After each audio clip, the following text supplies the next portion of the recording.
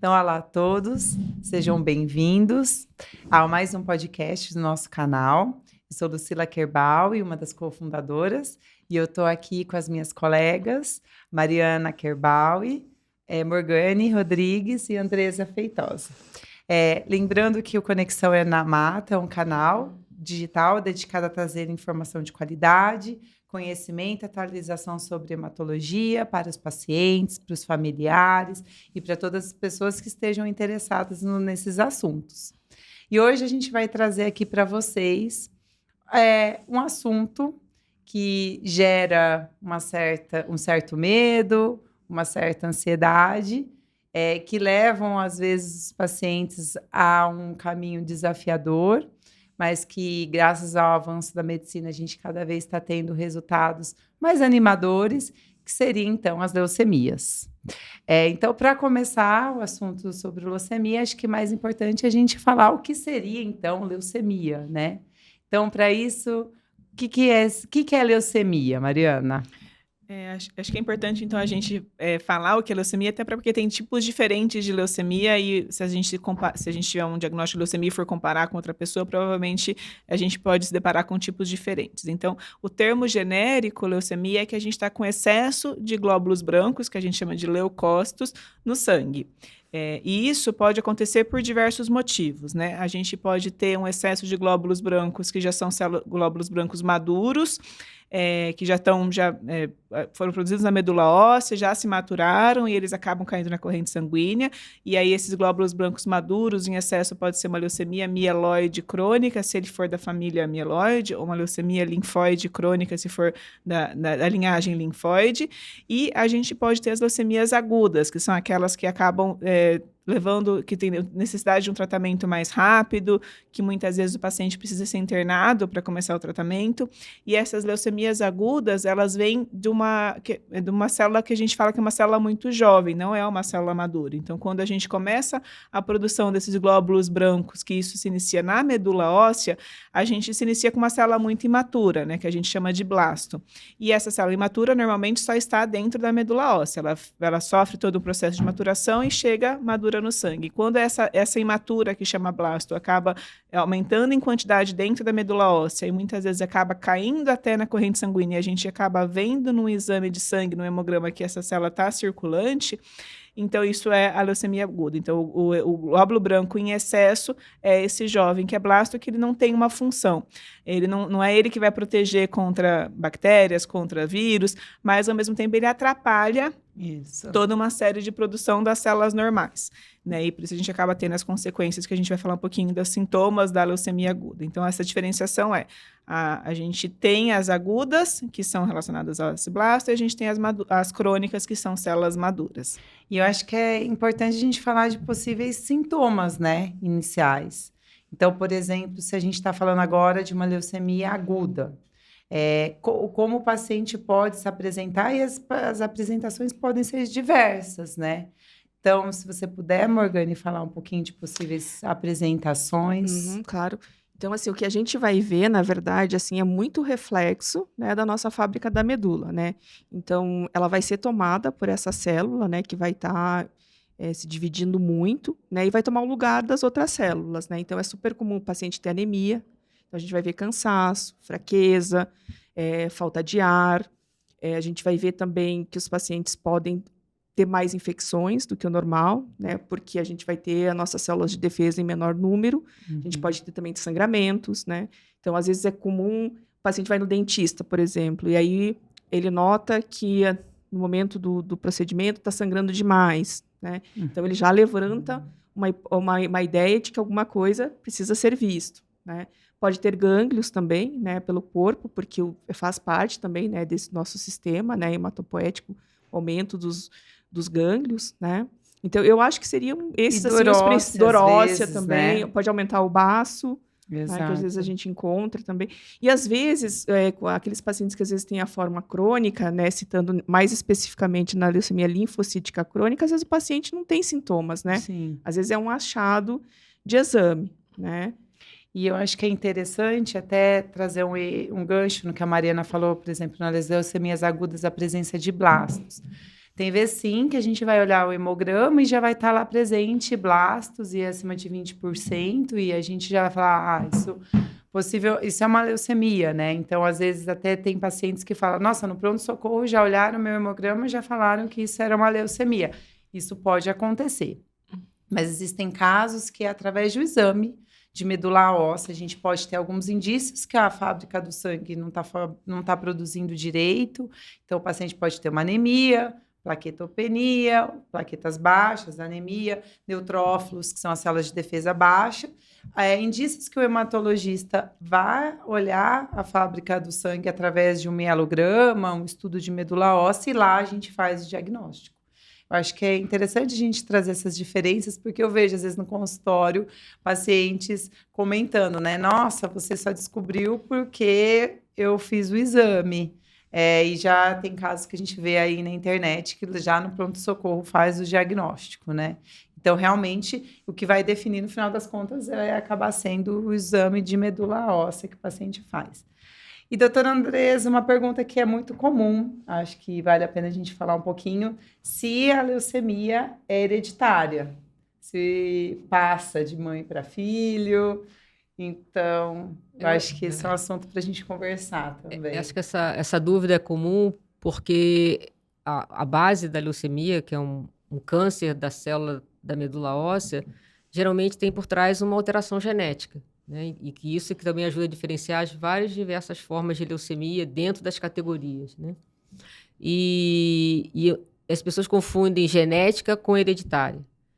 A grande maioria das leucemias, elas têm uma alteração genética que acontece depois do indivíduo nascer, né? Que a gente chama de uma alteração somática. Então, e também a causa disso, ninguém sabe. Né? Uns achavam perto da antena de celular, perto nada disso tem evidência. Existem algumas coisas que são tóxicas, a gente sabe, né? Produtos tóxicos ambientais, pessoas que trabalhavam em algumas indústrias ou mesmo em uso de solventes, etc. Mas a grande alteração genética, ela é por acaso. Agora, existem sim alterações genéticas que são, né, o indivíduo já nasce com elas, que são herdadas, né? Uhum. E isso sim, existe um pequeno grupo de leucemias que esse sim tem um fundo hereditário. Né? Caso de Mas essas são uma minoria. Uhum. Então, muitas vezes as pessoas perguntam, mas será que o meu filho pode ter ou não? Essas leucemias que têm um fundo que o indivíduo já nasce com ela, se ele já nasce, alguém da família pode ter também, isso, como eu falei, é uma minoria e você já consegue classificá-las e defini-las através de um histórico familiar. Então, se você realmente tem um primo que é doente ou você tem familiares que são doentes, isso a própria equipe vai identificar e fazer testes específicos para isso. Isso é relevante porque muitas vezes o indivíduo precisa de um transplante e ele não pode também pegar como doador alguém que possa ter aquela alteração. Uhum. Esse é um assunto muito delicado porque nem todo mundo tem alteração, vai ter a doença. Então é muito importante ter um aconselhamento genético também. Nós vamos convidar aqui em podcast posteriores uma oncogeneticista, porque a gente sabe que isso é uma preocupação muito grande. Se o que eu tive, se isso pode passar para os meus filhos. E se isso é algo que, ou etc., eu tenho que testar, o que testar nos meus filhos e etc. Mas o recado é genético, não quer dizer hereditário. Existem sim leucemias agudas e outras deficiências do sangue que possam já nascer com o indivíduo, mas isso é uma minoria. Sim, e acho que isso traz o assunto sobre possíveis fatores de risco mesmo, né? Então, na hora que o médico estiver na frente do paciente, eu acho que a gente tem que fazer uma anamnese completa para tentar entender exatamente isso. E, a partir dali, a gente direcionar até o raciocínio para quais exames seriam indicados. Mas no caso, por exemplo, de uma suspeita de uma leucemia aguda, Mariana, se você puder falar um pouquinho o que acontece, o paciente precisa internar, não precisa, quais as nossas grandes preocupações nesse momento. Eu acho que isso é bem importante, tanto para o paciente entender, e também as equipes que vão dar suporte. Muitas vezes esse paciente não vai chegar primeiro no hemato, ele vai chegar num pronto-socorro, porque está tendo febre, porque está com manchas roxas no corpo, e quem vai identificar isso muitas vezes é um clínico, né, que vai atender. Então, acho que é por isso que essa mensagem é importante. A leucemia aguda, essa que a gente tem o aumento das células imaturas, ela costuma ter uma progressão muito rápida, né? Porque essas células se dividem muito rápido. E ao fazer isso, é comum que em questão de alguns dias, ou às vezes até horas, o paciente tenha uma piora do quadro dele. Então, ele pode, a imunidade, as células boas de defesa ficam baixas, então é muito comum que ele tenha febre, um processo infeccioso que tem que ser tratado rápido. Como a gente reduz as plaquetas, é comum que ele pode ter sangramentos e a gente pode também alterar o sistema de coagulação e não só a plaqueta, então ele pode ter sangramentos mais graves até por isso. Então, na maior parte das vezes, ele precisa ficar assim no hospital para poder receber todo um suporte, seja de transfusão, seja de antibióticos, para que ele ser avaliado o mais rápido possível por uma equipe especializada que entenda de leucemia para poder fazer o diagnóstico mais rápido. E esse diagnóstico inclui fazer um estudo de medula óssea, que a gente fala, que é quando a gente vai na fábrica do sangue, que fica dentro dos nossos ossos, né, que a gente fala que é o tutano do osso, e coleta uma amostra desse sangue com uma agulha, e a gente analisa esse exame da medula óssea. E a gente tem alguns exames que são mais simples, né, como aquele que a gente faz uma lâmina, faz uma coloração e olha no microscópio, e aí a gente já consegue identificar essas células, que são essas células que têm uma aparência clássica, e a gente já consegue fechar o diagnóstico só contando essas células, e assim é por isso que a gente consegue fechar um diagnóstico rápido.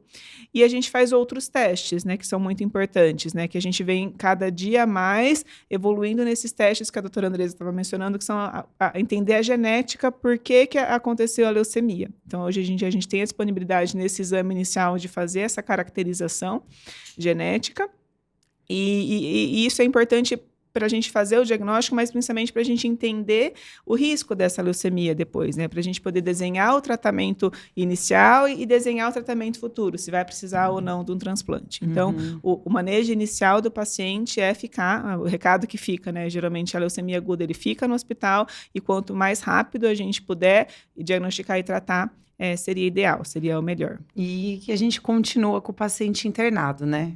No caso de uma leucemia aguda, faz o diagnóstico e a gente imediatamente já começa o tratamento. Sim. Então, sim, um caso de urgência hematológica que a gente coloca, né? Porque a gente quer logo limpar a medula óssea, fazer com que a quimioterapia consiga destruir todas aquelas células ruins, blásticas, que se proliferam muito rápido. Até a quimioterapia, ela tem esse intuito de destruir logo essas células, fazer com que ela pare de se proliferar, para daí, então, as células boas do organismo vão conseguir se proliferar novamente e criar o sangue de uma forma adequada novamente. Então, é um momento de susto para o paciente que até então estava em casa e vai ficar internado, mas isso é importante para logo a gente começar o tratamento. E é legal que a gente vê logo no começo, acompanhando os hemogramas, aquelas células que estão no hemograma que a gente consegue ver indo embora ao longo da quimioterapia. E é comum a gente precisar de transfusões nessa fase. A gente vai ficar muito atenta a infecções, como que já foi visto. Se tiver distúrbios de coagulação, a gente vai intervir nesses distúrbios de coagulação. E aí a gente vai planejar os próximos tratamentos, e acho que é importante diferenciar que isso é diferente de outras leucemias, que vai falar, nossa, mas meu pai, meu avô tem uma leucemia e ele só acompanha, nunca internou. Porque isso é uma mensagem para aguda, que é completamente diferente dos pacientes que têm as crônicas, que geralmente, como a Morgane levantou, muitas vezes são achados de hemograma, às vezes o paciente não está sentindo nada, faz um hemograma porque o geriatra, o urologista, alguém pediu e está lá com 30 mil leucócitos com as custas de linfócito. E aí pode ser uma LLC, que a gente fala, uma leucemia linfocítica crônica. E aí, muitas vezes, o paciente realmente não sente nada, ele não está sob risco como uma da aguda, então ele não precisa realmente internar e muitas vezes ele não precisa nem iniciar o tratamento. Exatamente. Essa é a definição que a gente define em aguda e crônica, né? O agudo é aquela forma mais urgente que leva a risco de vida, que precisa ser avaliado rápido. A crônica não, né? A crônica ela vai se desenvolvendo lentamente, né? Às vezes, como já foi falado, não tem sintomas e às vezes ela vai ter sintomas, como no caso da leucemia mieloide crônica, né? E, doutora Andresa, leucemia linfóide aguda não é igual a leucemia mieloide aguda. E isso até gera confusão também nos pacientes, porque são diferentes. Se você puder falar um pouquinho. Porque você fala de leucócitos, mas que são os glóbulos brancos, como a Mariana falou, e dentro deles tem várias categorias. e tem a linhagem mieloide e a linhagem linfóide. Existem outras, mas basicamente são as principais. Então, são linhagens celulares diferentes. Por exemplo, as células linfóides, elas estão mais relacionadas à imunidade da produção de anticorpos, a imunidade relacionada à memória de quando você é vacinado. Os linfócitos estão muito mais relacionados aos gânglios, que ficam como nossas portas de defesa. E os mieloides são mais relacionados aos neutrófilos, que são aqueles que comem as bactérias, como a gente fala. Então, por exemplo, a leucemia linfóide aguda é muito comum em criança, né? É mais comum em criança. E aí, como a Morgane falou, ela se apresenta mais com gânglios, pode invadir aqui o sistema nervoso central, que a gente chama, pode ter o baço. Mieloide também tem. Também pode acontecer isso, mas são características celulares diferentes. A mieloide, por exemplo, é mais comum no paciente idoso, muito mais comum depois de 50 anos. Então, são apresentações diferentes e o tratamento completamente diferentes. A combinação de quimioterapia também, a sensibilidade à radioterapia. Mas cada doença, mesmo as leucemias mieloides, existem leucemias que a gente chama de bom prognóstico. Bom prognóstico porque elas podem... O defeito genético ele pode ser resolvido, muitas vezes, sem precisar de transplante. Isso que a gente chama de bom prognóstico. Nas leucemias linfóides, muitas vezes você consegue também. Então, muita gente linka a leucemia com o transplante, mas às vezes não acontece. A caracterização das linhagens e a caracterização genética é que vai dar a sequência de tratamento, como a gente mencionou. Mas essa é a primeira grande divisão, né? De comportamento, a aguda e a crônica, e dentro de populações celulares, a mieloide e linfóide. A gente também tem a linfóide aguda e crônica e tem a mieloide aguda e crônica. E então, por exemplo, a gente tem alguns tipos de leucemias, dentro das leucemias mieloides, que a gente pode tratar com esquemas que não sejam tão intensivos, em que o paciente fique internado por muito tempo, que não precise realmente de transplante de medula óssea e tudo mais. Sabendo que temos também as leucemias crônicas, né? E dentro das leucemias crônicas, a gente também tem a subdivisão. Então, se você puder, Mariana, só relembrar as diferenças em que teria, então, uma leucemia linfocítica crônica de uma leucemia mieloide crônica, por exemplo. A leucemia linfocítica crônica, então, como a doutora Andresa falou, entre os subtipos de glóbulos brancos, a gente tem os linfócitos, né? E na leucemia linfocítica crônica, especificamente o linfócito, que é o subtipo B, que é aquele muitas vezes produz anticorpos, essa célula que está doente. Então, ela começa a ficar em excesso no sangue. Mas, muitas vezes, a gente tem isso como um paciente completamente sem sintomas, como a gente falou, e algumas vezes ele pode começar a ter alguns sintomas, que muitas vezes são relacionados ao aumento de baço, ao aumento de gânglios, ou quando essa célula começa a atrapalhar a produção de outras, então a gente tem anemia, infecções, tem plaquetas baixas, infecção. E é nessa situação que a gente tem indicação de começar um tratamento. A gente não precisa começar o tratamento se o paciente tiver o diagnóstico da leucemia linfocítica crônica e não tiver se não estiver causando nenhum problema para ele, então não estiver tendo essas manifestações. Então é realmente correto só acompanhar sem iniciar nenhum tratamento. E que pode acontecer do médico desconfiar essa doença, o paciente não sentindo nada, porque o hemograma vai estar apresentando mais de 5.000 linfócitos, né? Exatamente. E o paciente nem imagina que aquilo possa ser uma leucemia linfocítica crônica, ou um caroço que aparece, né? Exatamente. Eu acho que isso é importante frisar, porque eu tenho certeza que alguém conhece, né, alguém que tem esse diagnóstico e não trata. Mas será que está errado? Será que o médico... Não está errado, né? Se ele realmente não tiver nenhuma repercussão disso, ele não precisa começar um tratamento, a menos que tenha essas repercussões. E a gente tem a leucemia mieloide crônica, que ela está relacionada a uma alteração genética específica, que acho que ela pode também pode ser também sem sintoma nenhum, pode ser um achado de hemograma, mas ela pode ter alguns sintomas, principalmente como, por exemplo, o aumento do baço também. Então, às vezes o médico examinando percebe que um órgão que muitas vezes a gente nem consegue palpar, ele passa a ser um órgão grande que a gente palpa. E muitas vezes a gente pega no hemograma, a gente já consegue ver um aumento importante de leucócitos e aqueles diferenciais que aparecem no hemograma, lá a gente vê que também aumentam. Então, tem os segmentados, aí tem as células mais imaturas que aparecem, qualquer um que pegar o hemograma e ver, aquilo também aumenta no hemograma. E aí, a gente evoluiu muito no tratamento dessa doença, da leucemia mieloide crônica. A gente consegue ter uma medicação oral que vai no alvo dessa alteração genética e o paciente consegue entrar em remissão da doença com essas medicações orais, né? Que a gente tem algumas opções. Então, até opções bem recentes, né? Exatamente. Drogas que e, em estão geral, a sendo gente agora trata, lançadas. né? Essa a gente não fica esperando, né? A gente indica o tratamento com essas medicações. Mas a medicina, a gente não consegue botar todo mundo em caixinhas, né?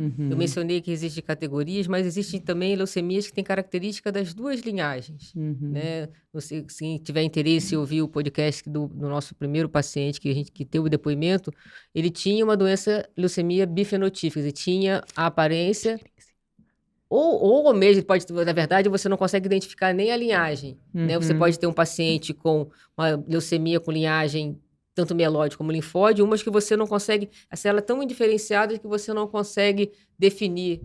E esses tipos, esses são mais difíceis de você fazer um tratamento que consiga resolver. E esse, geralmente, você tem que levar, talvez, para um transplante no futuro. Então, o que a gente está mencionando aqui são grandes categorias, mas existem sempre as exceções. A gente vai falar muito das exceções aqui também. E eu acho que até para um próximo podcast a gente vai trazer mais dos crônicos, né? Não, e eu acho que talvez até de cada tipo de leucemia, né? Porque eu acho que é um assunto tão grande, acho que leva bastante curiosidade e como os tratamentos às vezes são tão diferenciados e focados, né, no tipo de leucemia, eu acho que é uma coisa que a gente pode trazer para as próximas conversas. Nessa conversa a gente quis trazer mais uma visão geral do que seriam as leucemias, mas a gente já está programando várias outras conversas específicas para os tipos de leucemia, entrar um pouco mais nas leucemias crônicas, nas mieloproliferativas. Então, eu já faço aqui um convite, eu peço para que vocês deixem sugestões de temas, doenças em específicos que vocês gostariam que a gente conversasse. E eu agradeço a presença aqui das minhas amigas. E hoje lembro que esse nosso podcast vai estar disponível em diversas plataformas, como, por exemplo, o YouTube, Spotify. E então, eu peço para vocês sempre compartilharem opiniões e se conectarem conosco. Isso, muito obrigada. Muito obrigada. Tchau, tchau. Tchau, tchau.